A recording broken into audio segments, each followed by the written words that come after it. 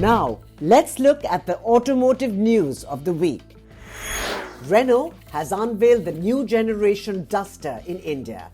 The SUV comes with the option of a strong hybrid version with a turbo-petrol engine. The pre-bookings for the SUV are open and the prices will be announced in March. The deliveries will be done in two parts, with the dispatch of turbo-petrol variants starting in April. This will be followed by the strong hybrid version before Diwali. MG is also turning up the heat in the SUV space. The brand has teased its new flagship, the Majestor, ahead of a February 12th launch.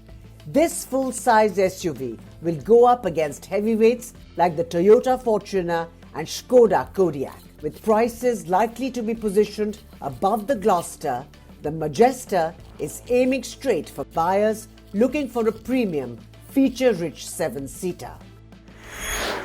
Volkswagen is planning a busy year as well. The company has confirmed 5 new products for India, with 1 new model lined up for each quarter. Leading the charge will be the Taigun R line, a 3-row SUV positioned above the Tiguan.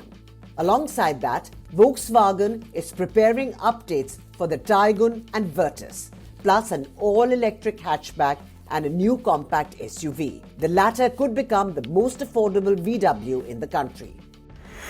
While Mercedes-Benz enters its 140th year of existence, the brand has introduced a mid-cycle update, the S-Class, featuring design updates, star-shaped headlights, catching most attention. The list of updates also includes the inclusion of a heated seat belt and AI integration. They've added a 4-litre V8 with a flat plane crank. The options also include a hybrid powertrain with a V6. Global headlines are buzzing too. Tesla is pivoting away from its electric car business, with Elon Musk announcing that the company would discontinue the Model X SUV and Model S sedan. The production of the cars will gradually come to an end by the next quarter. The brand will convert the California factory to produce Tesla's Optimus robot. And on the motorsports side, a new livery is in town.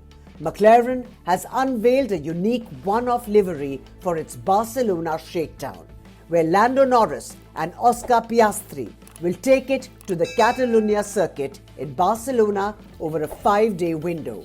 It's an early taste of the team's 2026 vibe before the full Formula One season gets underway.